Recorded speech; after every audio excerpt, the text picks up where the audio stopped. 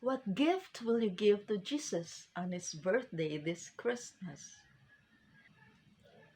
When I asked myself that question, I couldn't find an answer at first.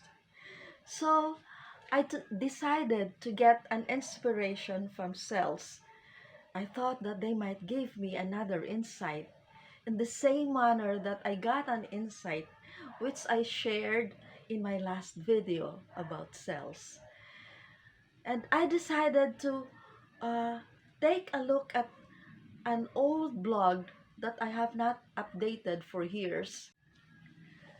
I started this blog on cells when I was so high on them, and it even seemed like I was having a love affair with cells at that time because I couldn't stop learning about them, thinking about them, talking about them, sharing about them.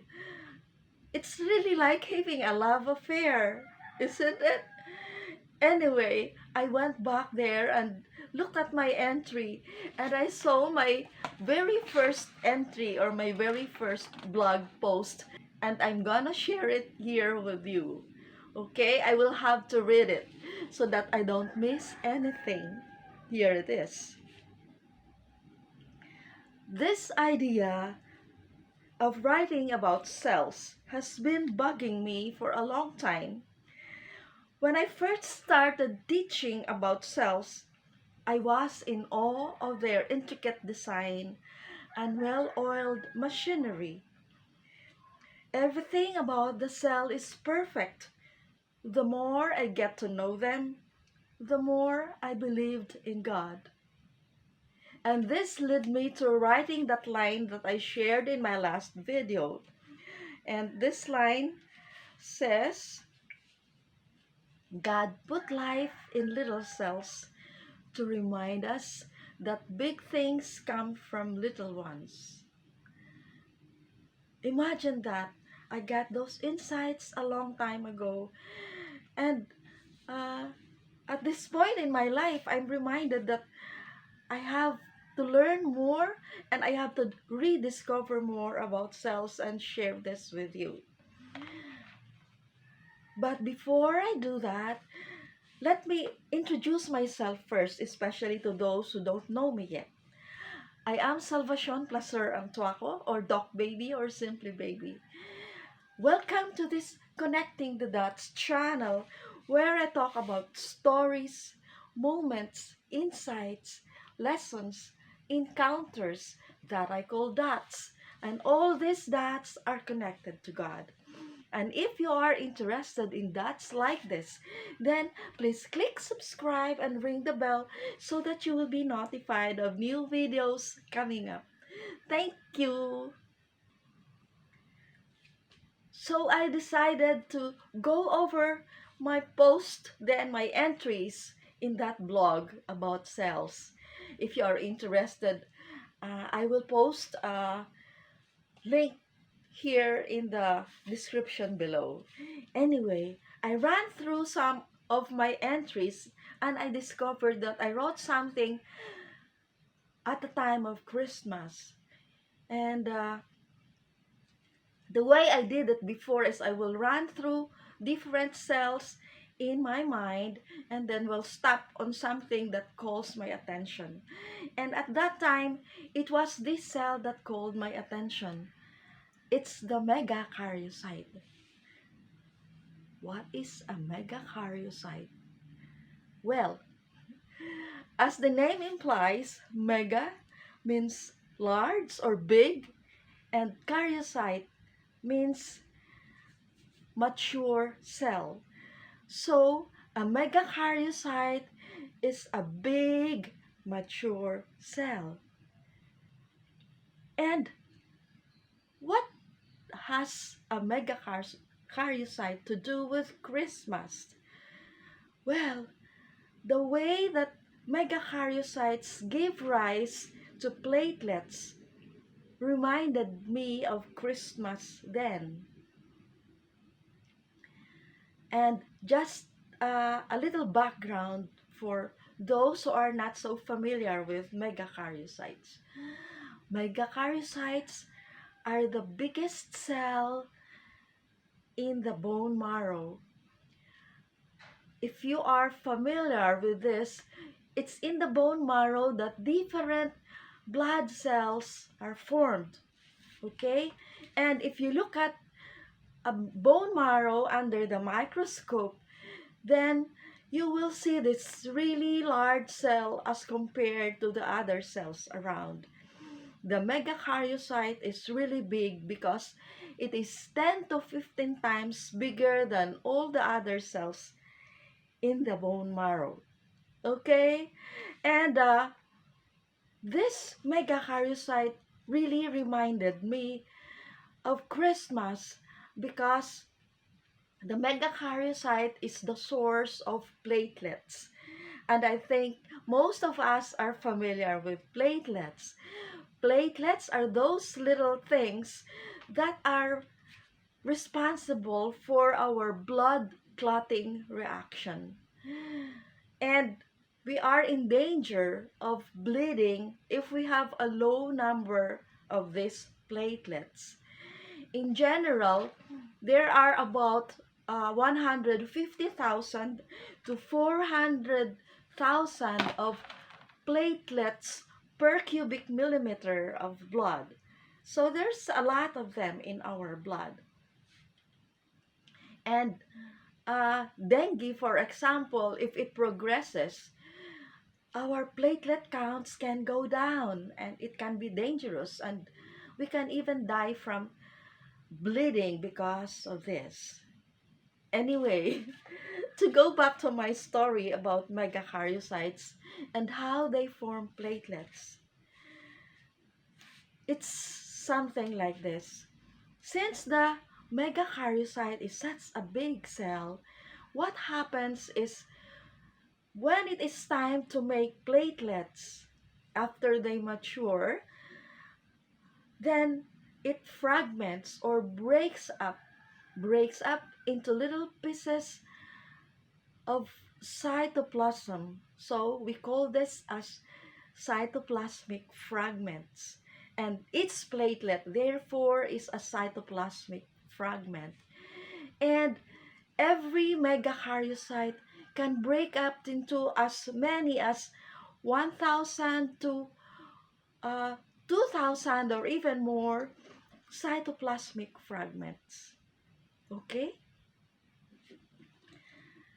Now, after breaking up into these cytoplasmic fragments, then the remains of this megakaryocyte, which is simply just nucleus and cell membrane, will then migrate to the lungs, and in the lungs, they are eaten up by another cell called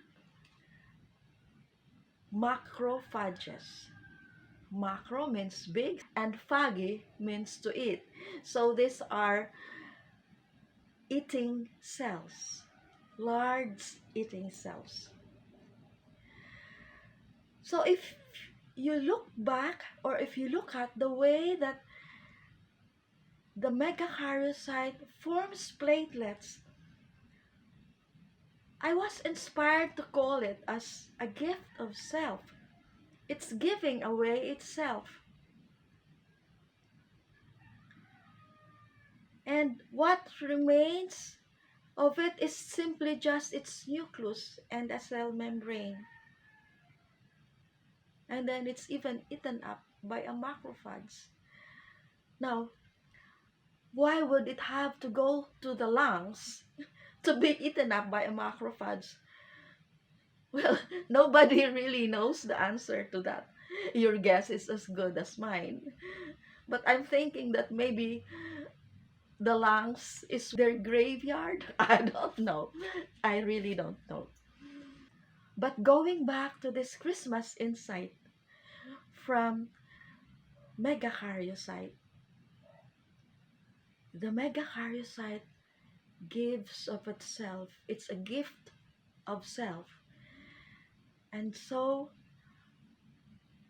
this answered my question on what can I give to Jesus for his birthday on Christmas?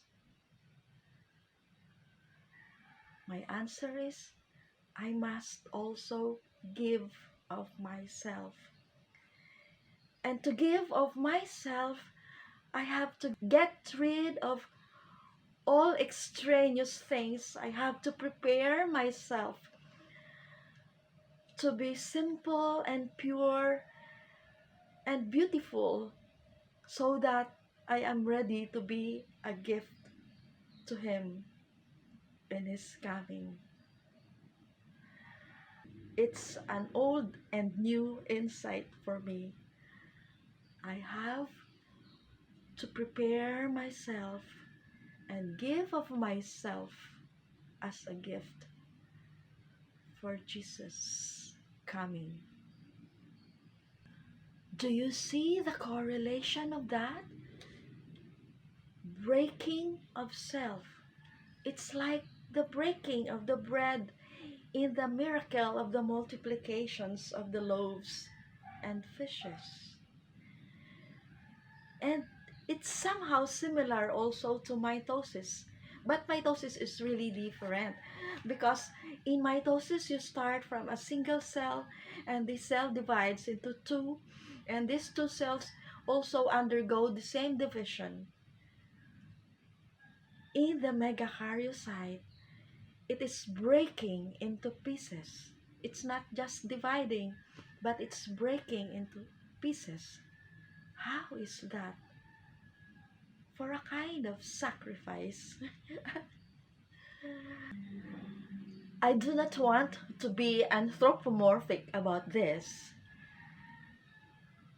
In anthropomorphism, we give human qualities to non-human things.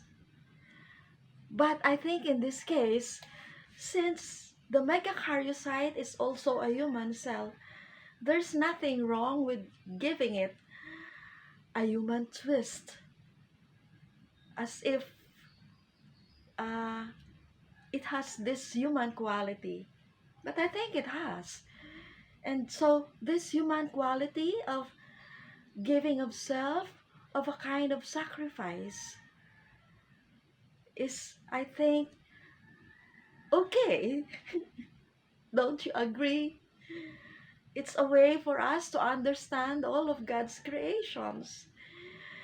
And I can't help but give it a kind of a human quality, even if I'm talking about cells. They are human cells. So they have human qualities. Okay.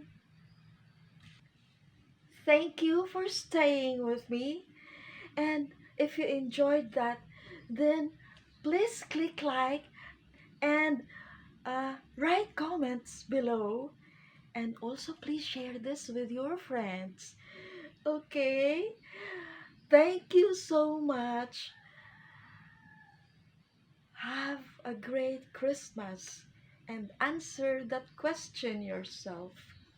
What can you give for Jesus on his birthday this Christmas? Okay? Bye! Thank you very much, and I'll see you next time. Have a great Christmas. Thank you.